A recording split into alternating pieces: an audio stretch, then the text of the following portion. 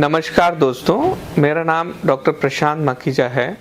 मैं Wockhardt hospital Mumbai central में consultant neurologist हूँ। 29 अक्टूबर को हम वर्ल्ड स्ट्रोक डे सेलिब्रेट करते हैं।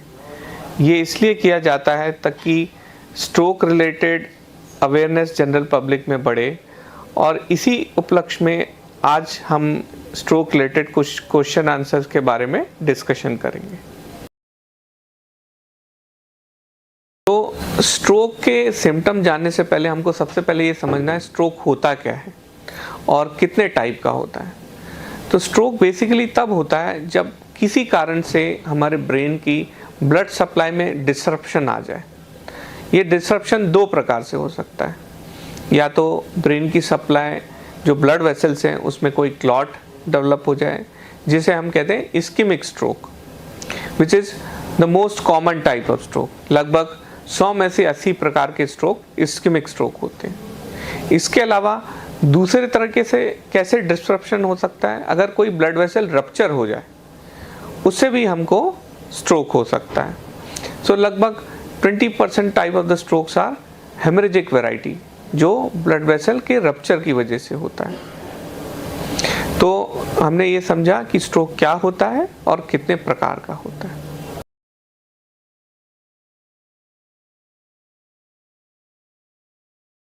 तो सबसे पहले हम समझते हैं स्ट्रोक के सिम्टम्स क्या होते हैं, जिसके बारे में हम सबको पता होना चाहिए। तो सबसे पहले हमको ये समझना है कि स्ट्रोक के सिम्टम अचानक आते हैं, they are sudden in onset. और क्या मोस्ट कॉमन सिम्टम्स हैं वो हम इस एक्रोनिम से समझ सकते हैं। एक्रोनिम है BE FAST. So sudden onset balance issue, अगर अचानक से हमको चलने में हमारा बैलेंस जाता है तो ये एक स्ट्रोक का सिम्टम हो सकता है।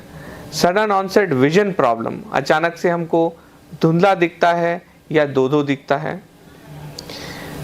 Then sudden onset facial weakness, अचानक से हमारे चेहरे में टेढ़ापन आ जाता है, एक साइड फेस ड्रूप हो जाता है। सडन ऑनसेट आर्म और लेग वीकनेस, अचानक से हमारे एक हाथ या एक पाँव में या हाथ और पाँव दोनों में अचानक से कमजोरी आ जाती है। S is for स्पीच, अगर सडन ऑनसेट स्पीच प्रॉब्लम हो, अचानक से हमारी जबान में लड़खड़ाहट आती है। तो ये सारे कॉमन सिम्टम्स हैं। जब भी ऐसा होता है तो हमें तुरंत नज़दीकी स्ट्रोक रेडी हॉस्पिटल जाना चाहिए। So T is for time, so now it is time to rush to the nearest stroke ready hospital.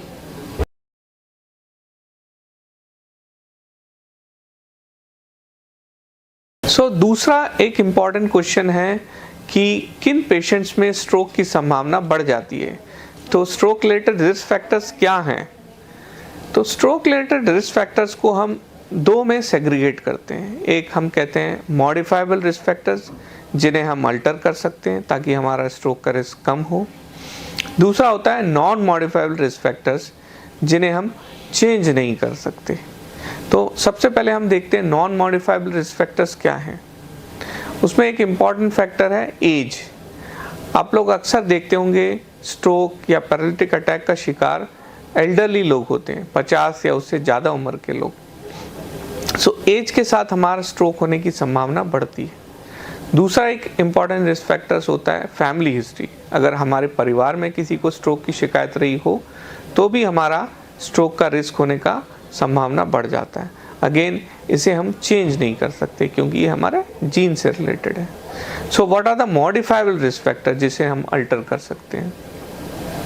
इनमें से इम्पॉर्टेंट रिस्क फैक्टर्स होते हैं ब्लड प्रेशर। अगर हमारा ब्लड प्रेशर बढ़ा रहता है, कंट्रोल में नहीं रहता है, तो हमारा स्ट्रोक होने का रिस्क बढ़ जाता है। अगर हमारा डायबिटीज़ कंट्रोल नहीं है, अगर हमारा शुगर लेवल फ्लक्चुएट होता है, उससे भी हमारा रिस्क बढ़ता है। हमारा कोलेस्ट्रॉल कंट्रोल में नहीं है तो उससे भी हमारा स्ट्रोक होने का रिस्क बढ़ता है। इसके अलावा अगर हम अल्कोहल कंज्यूम करते हैं, हम टोबैको किसी फॉर्म में कंज्यूम करते हैं, आइदर ओरली या स्मोकिंग करके, इससे हमारा रिस्क फैक्टर बढ़ता है। अगर हमारी लाइफस्टाइल ठीक नहीं है, हमारी सेडेंटरी लाइफस्टाइल है, हम फिज़िकल एक्टिविटी कुछ भी नहीं करते, तो उससे भी हमारा स्ट्रोक रिस्क बढ़ जाता है। इसके अलावा अगर हमारी नींद ठीक नहीं है या हमें कंडीशन है जिसे हम कहते हैं ऑब्स्ट्रक्टिव स्लीप एपनिया, जिसमें नींद के दौरान हमारी सांस इंटरप्टेड रहती है, जिसकी वजह से ब्लड प्रेशर, शुगर फ्लक्चुएट करता है, ऐसे लोगों को भी स्ट्रोक होने का रिस्क रहता है। इसके अलावा कुछ स्पेसिफिक इलनेसेस रहती हैं, जैसे कि हमारे हार्ट के वॉल में प्रॉब्लम है या हमारी हार्ट की धड़कन गड़बड़ है, तो इससे भी हमारा स्ट्रोक होने का रिस्क बढ़ जाता है। तो ज़रूरत है कि हम मॉडिफाइबल रिस्क फैक्टर्स को पहचानें और हम अपने न्यूरोलॉजिस्ट को संपर्क करें, ताकि हम इनको कंट्रोल या मॉडिफाई कर सकें और हम अपना स्ट्रोक का रिस्क रिड्यूस कर सकें।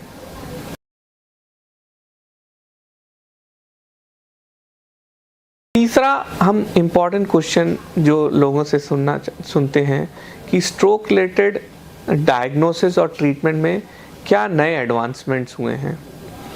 तो स्ट्रोक ट्रीटमेंट के लिए हमको सबसे पहले ये समझना ज़रूरी है कि स्ट्रोक का ट्रीटमेंट, पर्टिकुलरली जिसे हम कहते हैं इस्केमिक स्ट्रोक, जो हमारी खून की नली में ब्लॉकेज की वजह से होता है, उसका ट्रीटमेंट टाइम रिलेटेड होता है।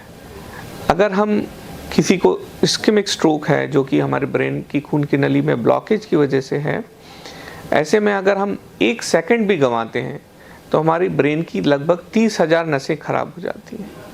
अगर हम 1 मिनट गंवाते हैं तो ब्रेन की लगभग 19 लाख नसें खराब हो जाती हैं। और अगर हम 1 घंटा लूज कर जाते हैं तो हमारा ब्रेन लगभग 3.5 साल बूढ़ा हो जाता है। तो ये समझना बहुत ज़रूरी है कि स्ट्रोक का ट्रीटमेंट, पर्टिकुलरली जो इस्केमिक वैरायटी ऑफ स्ट्रोक है, बहुत ही टाइम डिपेंडेंट है। तो इसी से रिलेटेड स्कैनिंग मोडालिटीज़ बहुत इम्प्रूव हुए हैं। पहले के ज़माने में सीटी स्कैन होते थे, अभी एडवांस्ड एमआरआई हैं जो कि अर्ली से अर्ली स्ट्रोक डिटेक्शन में हेल्प करते हैं। इसके अलावा कुछ स्पेशल टेक्निक्स होती हैं जिसे हम कहते हैं परफ्यूजन इमेजिंग, जिससे भी हमें जो at risk area of brain है वो पता करने में बहुत आसानी होती है और हम जल्दी से जल्दी ट्रीटमेंट इनिशिएट कर सकते हैं। सो अगर हम कोई पेशेंट को टाइमली स्ट्रोक रेडी हॉस्पिटल ले जाते हैं तो क्या इम्पॉर्टेंट ट्रीटमेंट दिए जाते हैं। तो जैसे मैंने आपको बताया कि स्ट्रोक ट्रीटमेंट टाइम डिपेंडेंट है। अगर कोई स्ट्रोक पेशेंट हॉस्पिटल में 4.5 घंटे के अंदर पहुंच जाए तो उन्हें कुछ मेडिकेशन है जिसे हम कहते हैं क्लॉट बस्टिंग इंजेक्शन दिया जाता है, जिससे कि उनका ब्रेन की खून की नली का क्लॉट डिज़ोल्व हो जाता है और उनको आइदर कंप्लीट और रिलेटिवली बेटर रिकवरी के चांसेस रहते हैं। लेकिन हमको ये समझना बहुत ज़रूरी है कि ये सब टाइम डिपेंडेंट है। So we should reach the hospital which has all the facilities for stroke treatment, which we call as stroke ready hospital, and we should also reach within the time. इसके अलावा कई बार अगर हम injection से clot dissolve नहीं कर पाते तो हम क्लॉट को कैथेटर डायरेक्टेड टेक्निक से, जिसे हम कहते हैं मैकेनिकल थ्रोम्बेक्टमी, उससे भी हम क्लॉट को निकाल सकते हैं। सो ये इम्पॉर्टेंट इमेजिंग एडवांसमेंट्स और ट्रीटमेंट एडवांसेस हुए हैं, particularly in the last 2-3 decades, which have dramatically changed the treatment of stroke, and it has resulted in better prognosis and has also reduced not only mortality but also significantly reduced morbidity and disability related to stroke. तो हमको ये समझना बहुत ज़रूरी है कि जब भी स्ट्रोक हो तो हमको नियरेस्ट स्ट्रोक रेडी हॉस्पिटल पहुंचना है। Now what is stroke ready hospital? Stroke ready hospital हम उसे कहते हैं जहां स्ट्रोक रिलेटेड सारे treatment, diagnostic as well as treatment modality सब उपलब्ध हो। जैसे कि वहाँ पे 24 आवर्स सीटी स्कैन या एमआरआई की उपलब्धता होनी चाहिए।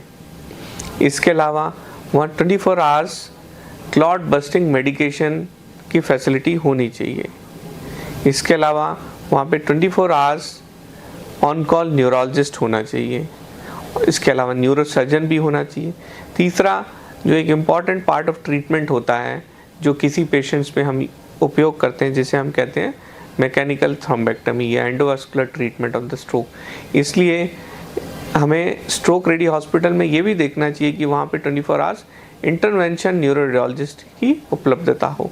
तो जहाँ पे ये सब फैसिलिटीज़ अवेलेबल हैं उसे हम स्ट्रोक रेडी हॉस्पिटल कहते हैं, ताकि स्ट्रोक पेशेंट का treatment at the earliest initiate हो सके और उसके रिकवरी के चांस बढ़ सके।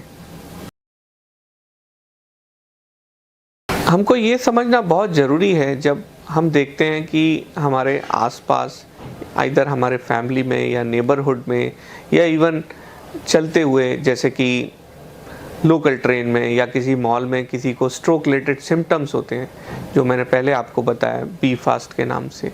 अगर हम ये रिकॉग्नाइज कर पाते हैं और अर्ली डिटेक्ट कर पाते हैं कि किसी पेशेंट को स्ट्रोक है, तो हमें क्या करना चाहिए?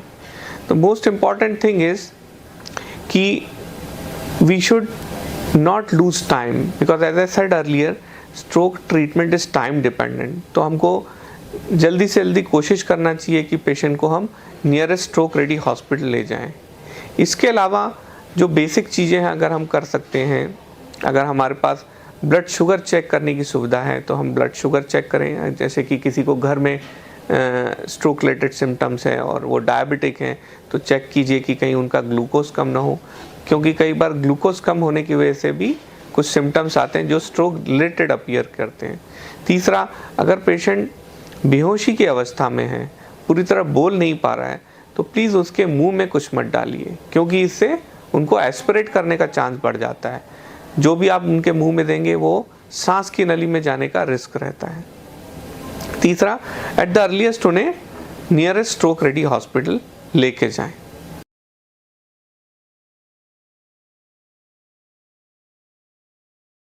Suffer deficits related to stroke, you should not be disheartened. You should undergo good rehabilitation, which may involve speech therapy, occupational therapy, and physiotherapy. And to some extent, some medicines may also help in strengthening your muscles and regulate your tone. And accordingly, you can continue with your routine life. तो दोस्तों, अंत में मैं आपको ये video के माध्यम से ये बताना चाहता हूँ कि हमको स्ट्रोक सिम्टम पहचानना बहुत ज़रूरी है। इसके अलावा पहचानने के साथ साथ हमें जल्द से जल्द तुरंत हमें स्ट्रोक रेडी हॉस्पिटल पहुंचना चाहिए, क्योंकि जैसे मैंने आपको बताया stroke treatment is time dependent. अगर ये दोनों चीज़ें हम समझ लेंगे तो हमको स्ट्रोक से लड़ने में आसानी होगी, हमारे स्ट्रोक रिलेटेड डेफिसिट्स मिनिमाइज हो सकते हैं, stroke related morbidity and mortality reduce हो सकती है। Thank you.